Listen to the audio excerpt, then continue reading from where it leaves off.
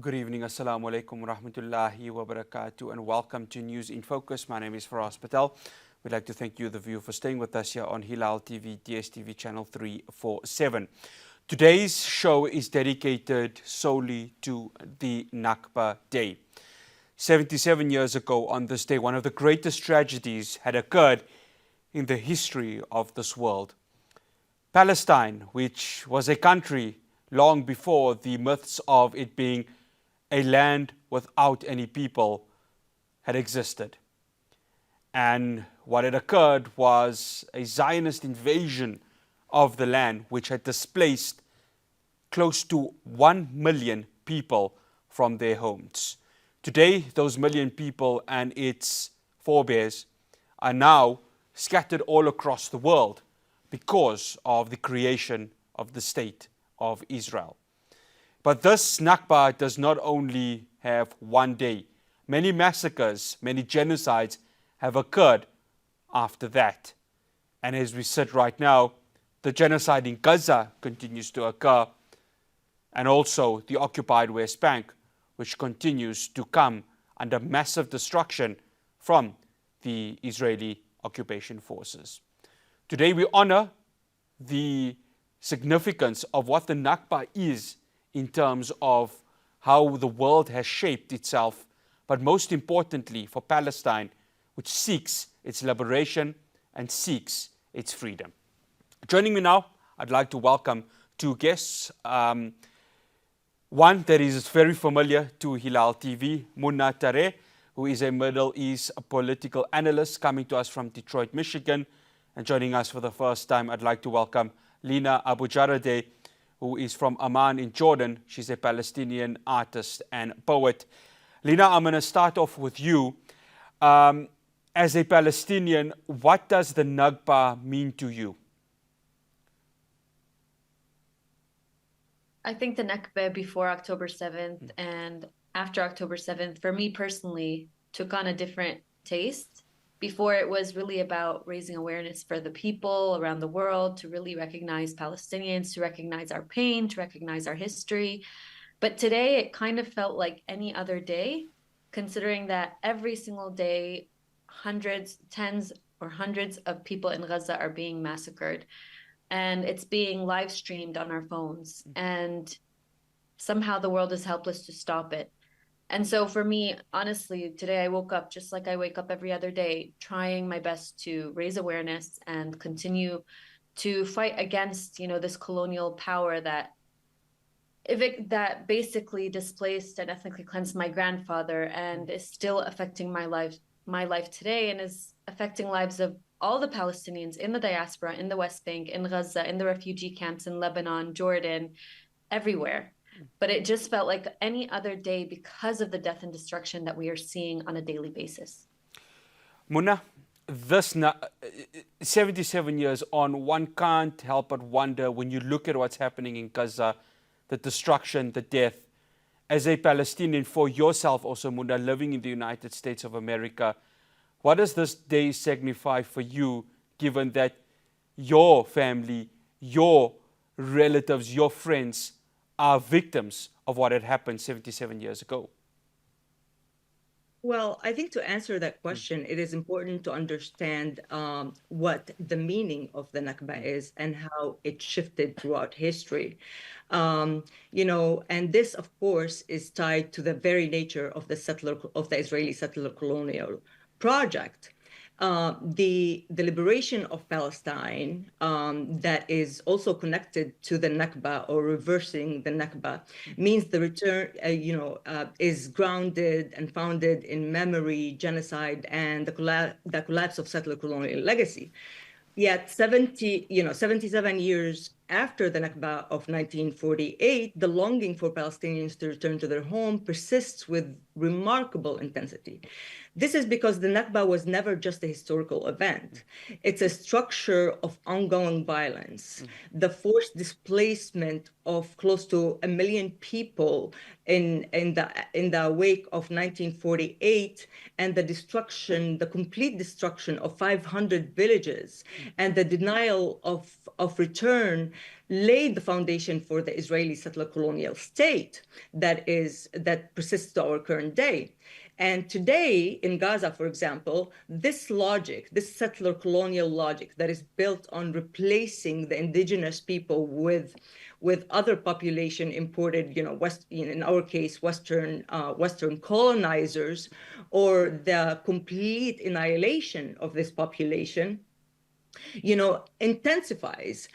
We see that in Gaza, homes are bombed, children starved, entire families burned buried under rubble, people are burned in their tents.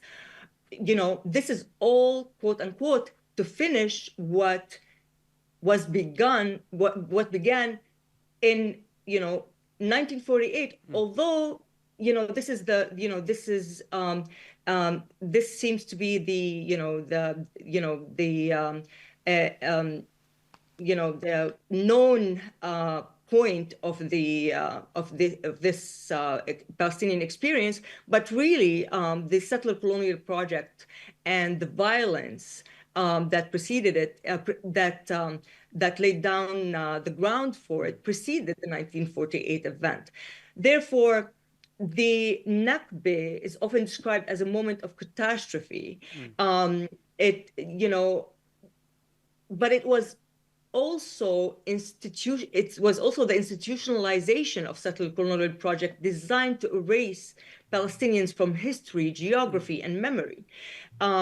Because the only way that Israel can legitimize its existence, its settler colonial existence, is if Palestinians never really existed, or if Palestinians were better off with Western colonizers coming to civilize them and benefit them in that sense. So, but yet Palestinians continue to this day, over 100 years later, continue to reject this narrative.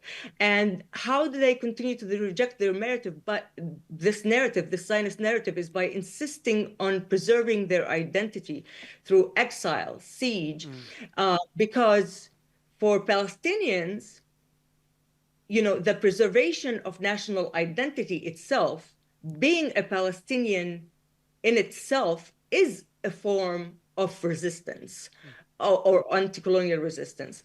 So through oral histories, embroidery, poetry, protests, all kinds of methodologies were adopted throughout the years in order to continue on to resist both the physical elimination and the epistemic erasure that the Israeli settler colonial project tried to impose on the Palestinian narrative. Lina, you use art, you use poetry to maintain the Palestinian identity, to maintain the sense of pride. How important is that? I remember meeting you in December 2023 when you came for the Palestinian conference here in South Africa. You told me you came from Jaffa. It was a beautiful coastal town in Palestine, rich in history. How important was it to take the memories of your grandparents, your great-grandparents, and still have it today so that the modern generation can understand how beautiful Palestine was before the Nakba? As Muna mentioned, for us Palestinians, just existing is a form of resistance. And I even named my daughter Yafa as part of that. As Palestinians, we really live, breathe, eat Palestine. And it's because our mere existence was questioned by this colonial power. They tried to erase us. They didn't just try to expel us from our land. They also rewired our imagination. That's what the colonial power does. They tried to frame it in a way that, this land was taken. It never, the media or the Western framework never talks about, the land was taken, but who took it? Or Palestinians are killed, but who killed them? You're allowed to, feel your grief, and you're allowed to feel sad for Nakba Day, but you're not allowed to take any action. You're not allowed to return. You're a victim. You're not a returnee. And so all of these different frameworks are really what I try to oppose in my artwork. Artwork is my voice. It's my way to really fight back against that. I think every Palestinian wishes that they could be on the ground and fighting, physically resisting, which of course, resistance is by law a right that Palestinians have. But from here, from exile, from the United States, from Jordan, what can I do? How can I be a voice? And the way I do that is with my brush and with my pen. And art now especially is so important because unfortunately the way we consume media, especially on social media after October 7th, it's kind of this consumption loop. So you see video after video after video, limbs, blood, so much violence on our screens, and you reach a point where you become desensitized to it and it becomes just another picture, and it needs to be even more gory and even more violent to capture the world's attention. And so art gives Palestinians that dignity, and it gives that beauty, and it forces the viewer to really hold space, not just another quick video that my limited attention span is going to scroll past. No, art forces you to stop and think and connect and see, not with your eyes, but actually with your heart, and really empathize as a human being. And so that's why art is so important now more than ever. After the break, we continue this conversation on Nakba Day. We're going to be discussing the current genocide in Gaza and, of course, what is happening in the occupied West Bank with forced removals occurring there. Do stay tuned. Welcome back to this Nakba Day conversation. Muna, I'm going to come to you. When we see the current genocide occurring in Gaza, when we see the death and destruction, when we see how this is occurring, one needs to just look at the refugee camps. One needs to look at the forced displacement. One needs to look at how people need to move from the north to the south in such a limited space of time. And one's memory can't help but look at how this was done in 1948, when, of course, the Haganah and other Zionist security forces had made sure that these villages where the Palestinian people had lived for thousands of years had to be removed. These citizens of Gaza who had to change their entire lives within a space of one day. The current genocide and what happened in the Nakba, the interlink between them, it's there for all to see, isn't it? Absolutely. It is very awful to see. But this should not be a surprising thing to see. After all, what's going on today is a classical symptom of what it means to have an institutionalized and Western-supported settler colonial entity, the likes of Israel. And the reason why I say this is because Israel, implanting the settler colonial state in Palestine is very different from other forms of settler colonialism. Other forms of settler colonialism in the sense that it was both ontological and epistemological.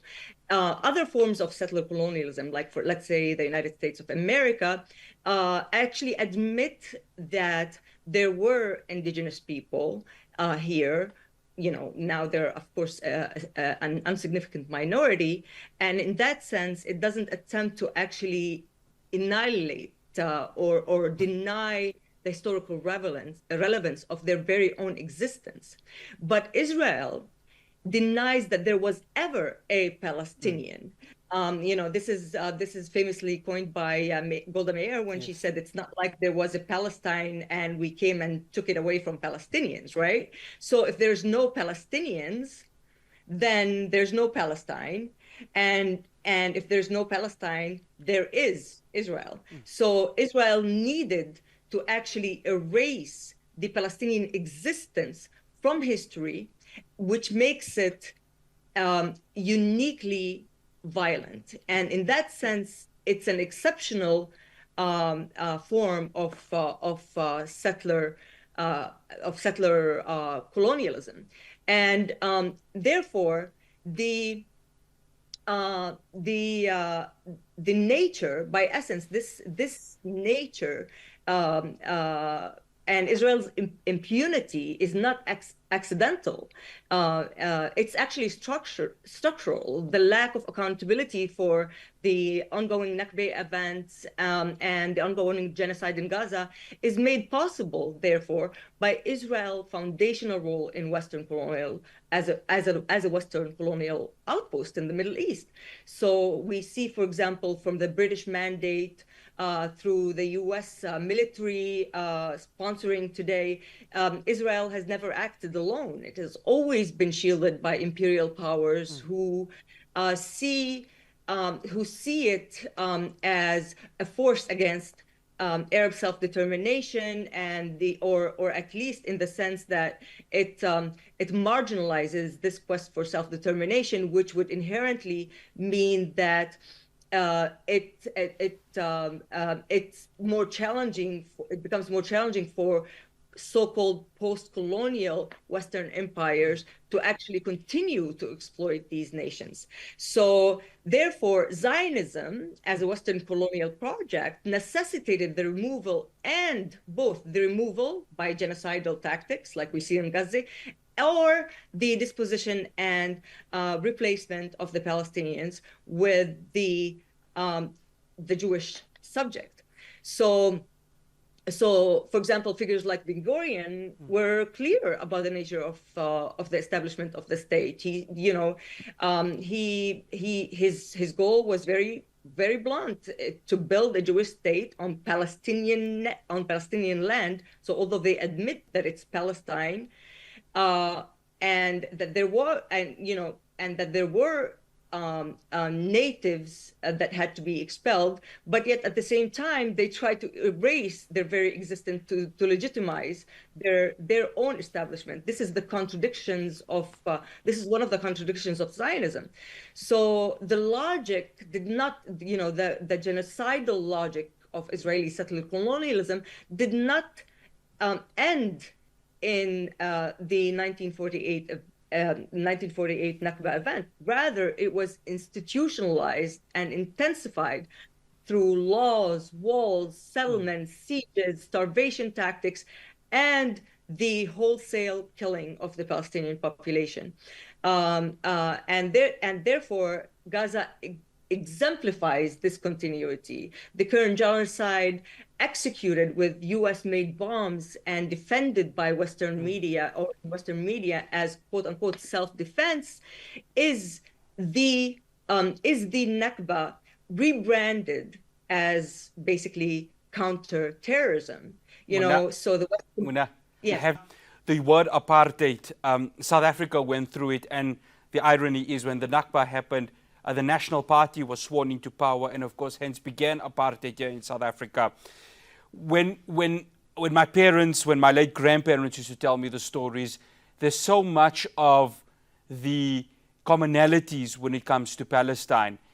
From the experience of your family members, the word apartheid, how does that resonate with Palestinians, not just from 1948, but also now? The walls that are built, the checkpoints that are being done, going into the Al-Aqsa compound, the tyranny that they face from Israeli security forces, the word apartheid, what does it mean to Palestinians? When I speak to my cousin living in the West Bank, and she tells me that every time we pass a checkpoint, I fear for my life or the life of my children or the life of my husband, when the fact that these are Palestinians and they're the owners of the land. They are the rightful people of the land. And you have this soldier who comes and drags you out of your car and humiliates you. And this is a daily occurrence. Since October 7th, I think they set up 1,000 additional barriers in the West Bank. So just imagine this small experience that they have to go through on a daily basis. Women in the West Bank sometimes give birth at checkpoints. A hospital that's 30 minutes away will become 6 hours away due to the checkpoints. And this causes so many stillbirths and so many fatalities among these women. And yet there's no real statistics that measure and that really tell these stories. And so this is just a small micro story of what Palestinians go through, not only in Gaza, but also in the West Bank. Also, as mentioned, the experiences of refugees in Lebanon, for example, in the refugee camps there, in the refugee camps in Jordan. The Palestinian experience is different, but at the same time, it's related because we're all victims of white supremacy. And I think that ties to what you went through in South Africa and what, you know, the Native Americans went through in North America, the indigenous people in Canada, and the mass graves that they're finding. And at the end of the day, what do we get? We might get an apology, we might get a museum commemorating our history, but there really is no conversation about justice. So Palestinians are allowed to speak when it's about being victims, but when it's about, as mentioned, about returning and reclaiming our rights and really gaining justice, there really is no coverage of that, or no amplification of our voices then. And I think it's so important. Muna kind of talked about this, that the Nakba Day, we should be so we really need to be clear that 1948 isn't when it started. You know, the British colonial powers started the Palestine Mandate in 1922. And since then, there was expulsion of Palestinians and there was violence against Palestinians. And also, I'd like to say that during Nakba Day, we should really highlight Palestinian strength.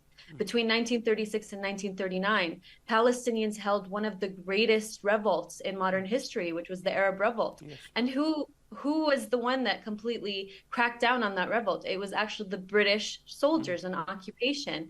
And by 1939, 10% of Palestinian men were either imprisoned or killed or in concentration camps. And so really, they cleared the way by 1948 for a very easy takeover and expulsion of the Palestinian people from their land. Muna, we've just got about 2 minutes. I'm going to try and get you to answer this question, and we're going to touch on, of course, Nakba also. Muna, Lina speaks well about the resilience of the Palestinian people. You see that now. Hospitals are bombed, schools are bombed, United Nations facilities are bombed. They are not allowed to get to hospitals. The story of Hind Rajab, the fact that she's been surrounded by tanks, she's shot like an absolute animal, even worse than an animal right now. That there just shows the strength of Palestinians, doesn't it, Muna, that despite everything, they're still willing to resist, and they're still willing to say, this is our land and we are not going anywhere, in 2 minutes. Well, it's very hard to say it in 2 minutes, but to put it bluntly and shortly, you know, the term existence is resistance, or is resistance existence, actually, you know, summarize the whole story of the Palestinian experience. The most pressing challenge in addressing this conflict, you know, or this the settler colonial ramifications brought about by Western settler colonial project, lies also in the linguistic and conceptual shift. You know, so in that sense, the genocide in Gaza demands that we reject you know, this framing, the framing of Palestinians as, for example, you know, as a conflict rather than, you know, rather than a settler colonial consequence. The Gaza genocide demands that we reject this framing entirely. It's not a setback. The Palestinian experience is not a tragedy, nor is it an experience. It is the realization of a colonial vision rooted in erasure. Palestinians, far from being passive victims of this vision, have refused to disappear. Their unwavering steadfastness, or what we call in Arabic sumud, their resistance, and their survival constitute a living archive of anti-colonial struggle. To honor that struggle, we must decolonize not only our politics, but also our vocabulary. So we, you know, this goes back to the performative role of conceptual terminology. Therefore, we must rename Zionism not as a deviation from liberal values, but as their colonial expression that transpired in Israel as a settler colonial project. Therefore, we must also recognize Palestinian liberation is not a humanitarian imperative or a conflict, but also a political and historical necessity. So the story of Palestinians is far from over. However, to alter the conclusion, to reach, you know, to achieve liberation and self-determination, we first must modify the matter by which the Palestinian story is narrated. And this, therefore, demands that the Palestinians preserve their Palestinian heritage, their Palestinian existence, their Palestinian national identity. Muna, sorry, I Yes. have to stop you there. Unfortunately, we are out of time. But after the break, we're going to be discussing the complexity of the Western nations, which not just led to the Nakba, but also the current genocides in the occupied West Bank and in Gaza. Do stay tuned. Welcome back to this Nakba panel discussion with Muna Tareh and Lina Abujaradeh. Lina, I'm going to come to you. When we look at the Western powers, you've hit the nail on the head that the road to the Nakba didn't just start on May the 15th, 1948. This started in the early 1900s when, of course, Theodor Herzl makes this trip to visit the Ottoman Empire. And then, of course, Lord Balfour comes with the Balfour Declaration. And as they would say, the dominoes start to fall. It's 100 years of Western complicity, isn't it? And yet, not just an apology, but accountability from them. That is the thing that when you speak to many Palestinians, that is what they say is disheartening. Is that something that many Palestinians would still look upon and say, 100 years, and yet nothing has been done from an accountability perspective? Of course. And like we said, if you speak to a Palestinian across all of these different experiences, a Palestinian living in Al-Baqa refugee camp in Jordan, a Palestinian in a camp right now, in a tent right now in Gaza, a Palestinian whose home has been demolished in the West Bank. Across all of these experiences, of course, there's this sense of injustice that we have all faced. And of course, like with my grandfather, seeing him pass away before his dream of returning to his beloved home of Jaffa, it was something very hard for me to experience. But throughout all of this, like Muna said, we have this idea of sumud. There's nothing else that we can do to react except by loving our land, staying steadfast, continuing to teach the next generation, our children, telling them stories of Palestine, telling them stories of Hamdallah, who Najil Ali drew all those years ago and who is still alive in those refugee camps all around the world as a symbol that we will remain steadfast, that our hands will remain tied behind our back. We don't accept these false promises and these normalization treaties that our Arab governments might sometimes be okay with. And so really, this is what I hope people think of when they think of a Palestinian. We're not victims. The fact that, you know, October 7th even happened, that resistance was still alive after so many, after decades and decades of oppression and ethnic cleansing and trying to destroy this people and their spirit, is really a testament to how, you know, we are the curse of Zionism. We are the curse for the Israelis, and we will continue to haunt them until our land is liberated. Muna, you say in the United States of America, you and I have had these discussions on so many occasions, from Franklin Delano Roosevelt right up until Donald Trump. The support for Israel is unconditional. It even trumps the story of Romeo and Juliet, one might say. Why? Why does the United States lead this a pack of Western powers in its support for Israel? I know you once said that this is their land, Israel, some sort of a proxy state. But why? Why is the United States so emboldened in its love and support and affection for Israel? Well, to be able to answer this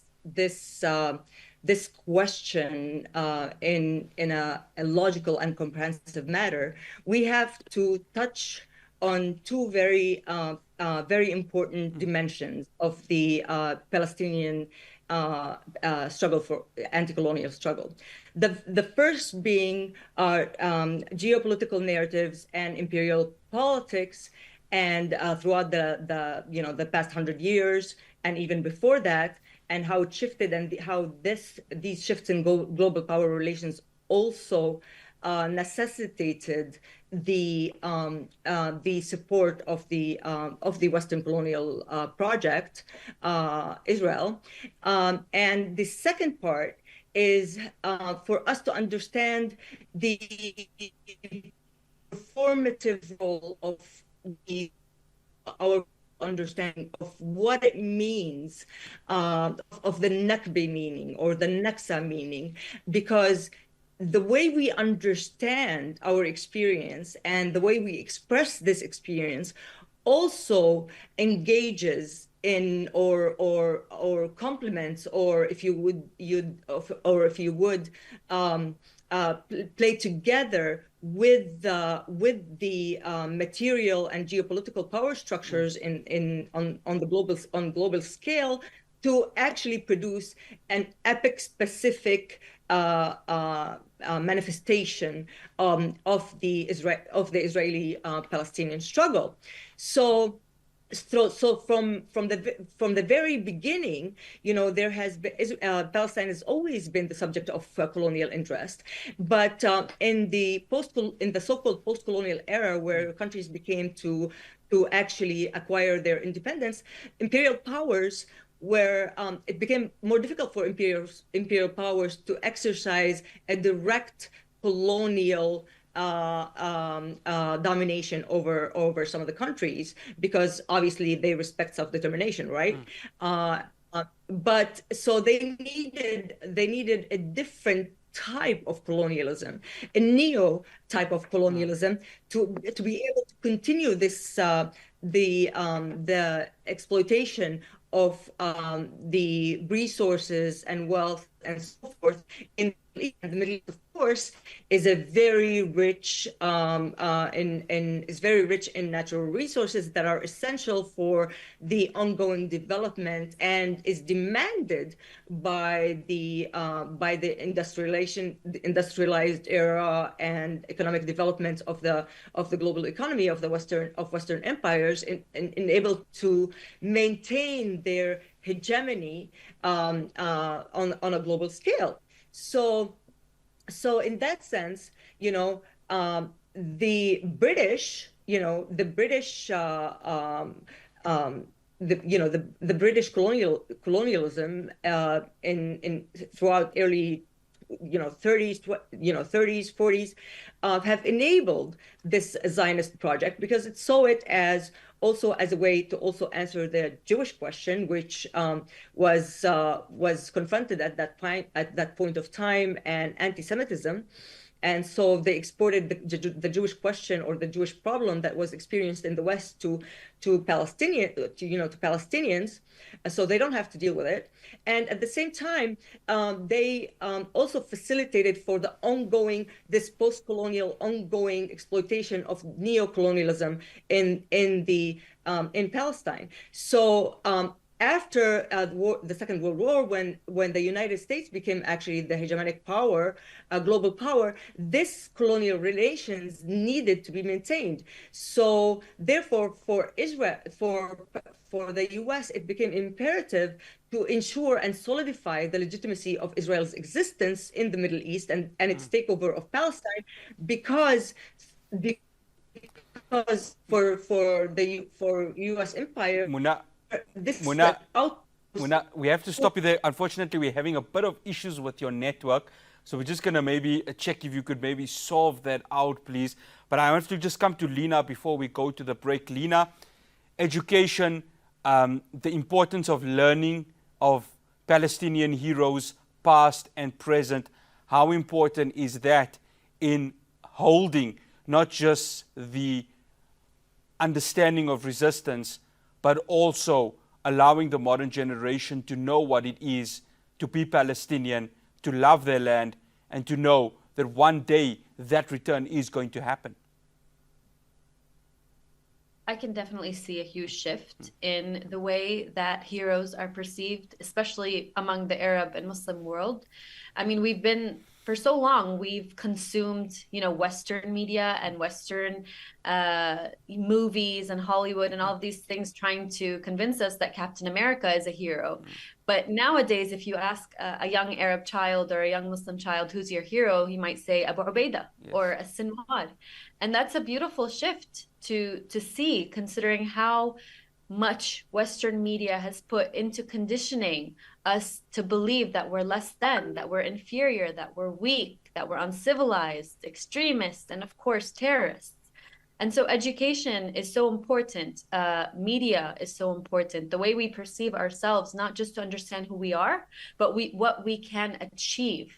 And for us to visualize a free homeland, that's what the colonizer really wants to steal. He didn't just steal our land or our homes. He also stole our ability to visualize ourselves as free people in our homeland.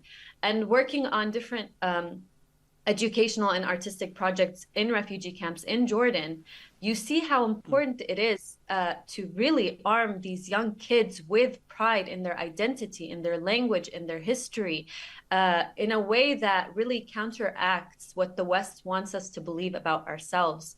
And really the core of art is storytelling, and storytelling really is what helps these generations continue to hold on to that dignity and pride and strength that comes with being Palestinian. After the break, we'll wrap up the conversation with Muna Tareh and Lina Abujaradeh. The dream of a liberated Palestine. How close are we to that happening? Do stay tuned.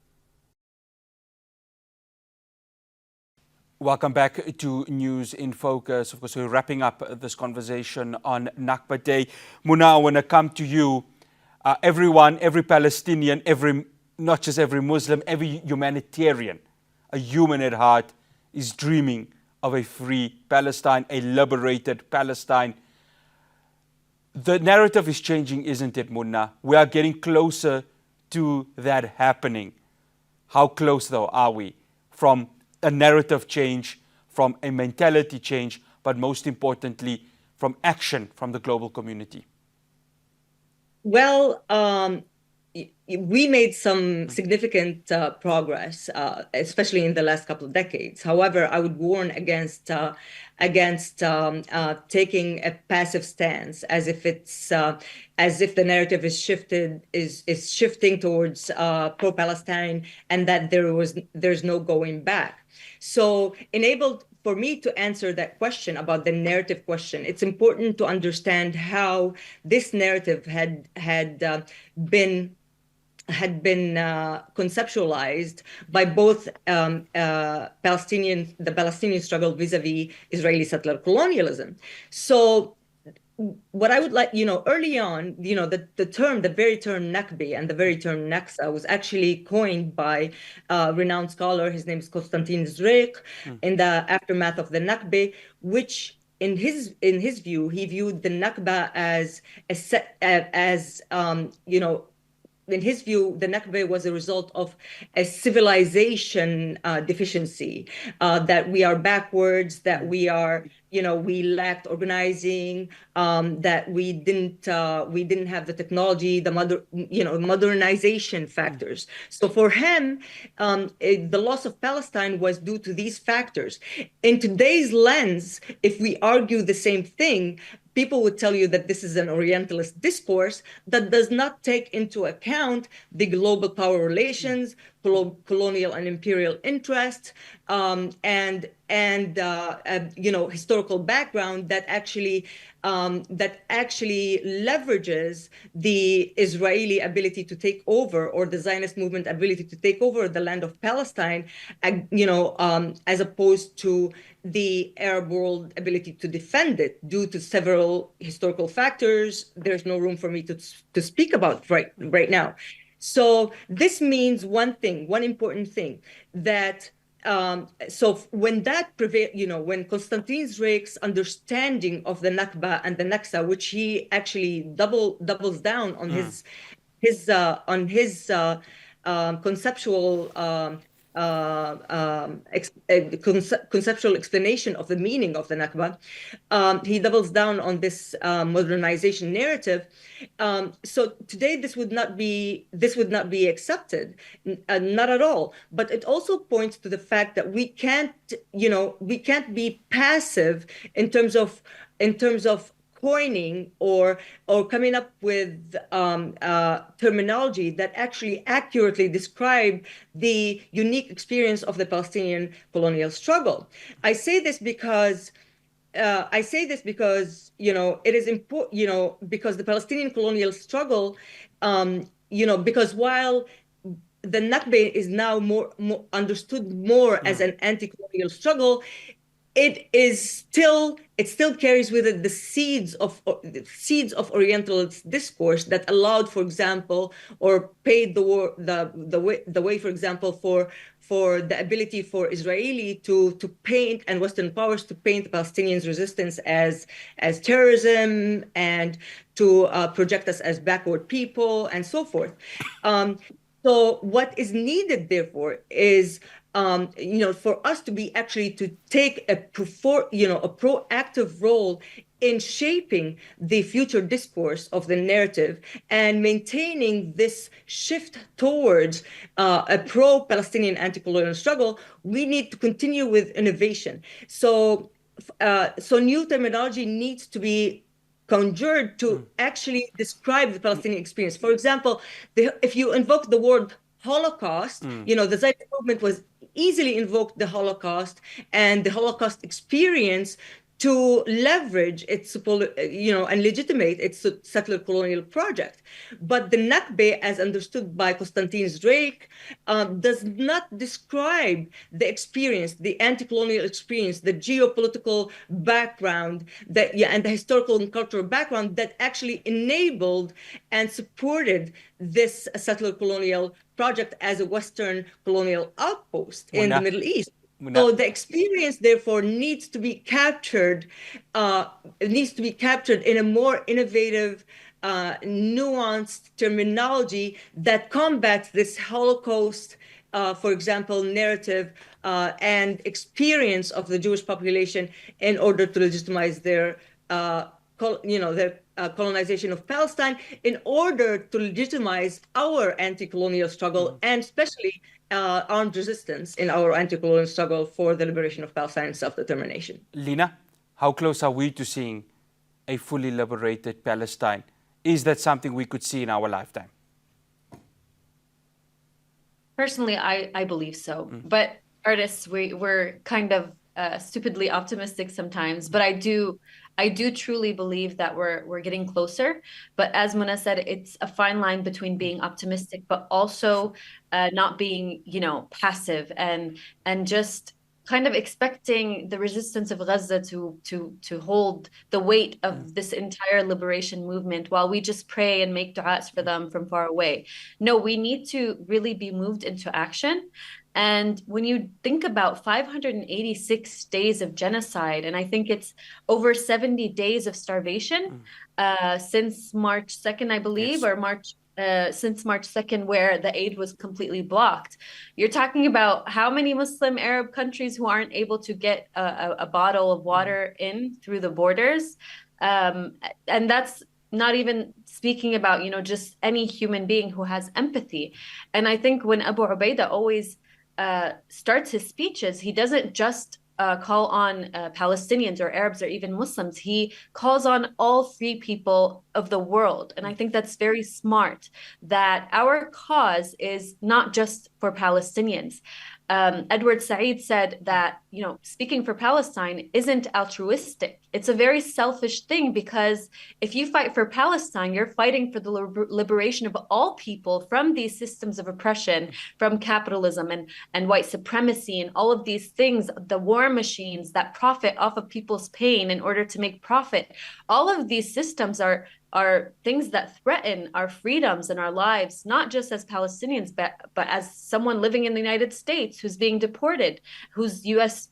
student visa is canceled simply for speaking up. And in Arab countries where, protesters for Gaza are being thrown in jail under terrorism laws. So it's kind of ridiculous that we have allowed this to go on as long as we have, but the world is waking up, the tide is changing. People today are, not afraid to counteract all these myths that Israel has been perpetuating of 1948 was a war and Arabs lost this war. No, you will find young people, TikTokers, saying, no, this is a colonial struggle and this happened way before 1948. And people are becoming educated. And I think that's amazing. And Ahmed Yassin said 2027 is when, Palestine will be liberated. We can't know for sure, but as a Muslim, I do believe that one day Palestinians, we will return to our homeland. And just the fact that we're speaking here today about 77 years later about this, about our right of return, is just proof that one day it will happen, inshallah, if not in our lifetime, in our children's lifetime. Ameen, Tuma, Ameen. Lina, we've just got a minute. Your closing remarks, then to you, Muna. A minute for you both, please. Just very quickly, a message to all of the allies, people who are sharing about Nakba Day today.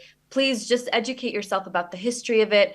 Please don't center just Palestinian pain. Also center stories of strength and resilience. And really, the call for action is helping us achieve the right of return.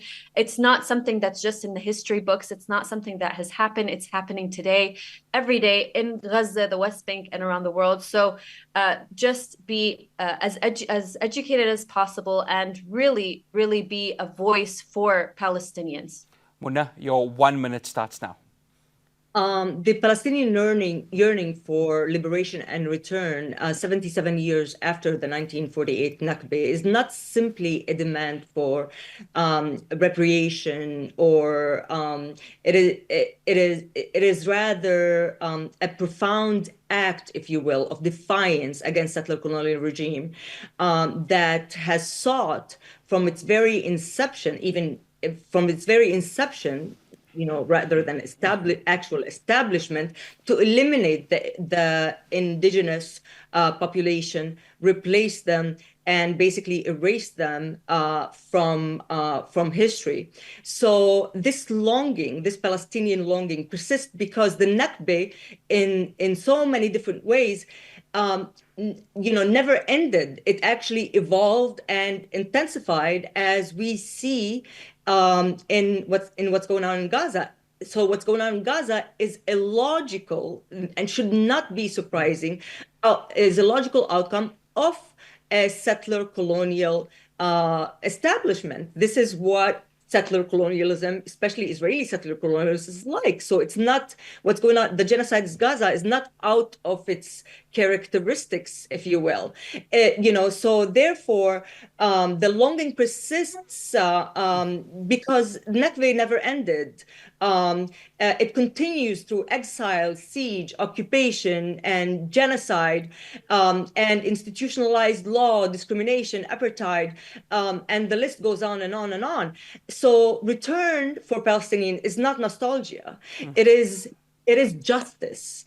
It is the affirmation of their national identity, which in and of itself becomes a form of resistance. It is the reclaiming home, memory, and dignity. Accepting displacement for Palestinians and the status quo is accepting erasure from history and annihilation. And this, Palestinians understand, is not an option. Muna, unfortunately, I wish we had more time to speak. Ladies, Muna, Lina, shukran, jazakallah so much for making the time for us. We really appreciate it. Assalamu alaikum rahmatullahi wa barakatuh. We really appreciate this conversation. Thank you so much. Thank you so much for having us. That's Muna Tareh, Middle Eastern political analyst from Detroit, Michigan, and Lina Abujaradeh, Palestinian artist and poet, coming to us from Amman in Jordan. That's all we have for you here in News in Focus. From myself, Fahraaz Patel, and the rest of the team in Johannesburg. Assalamu alaikum wa rahmatullahi wa barakatuh.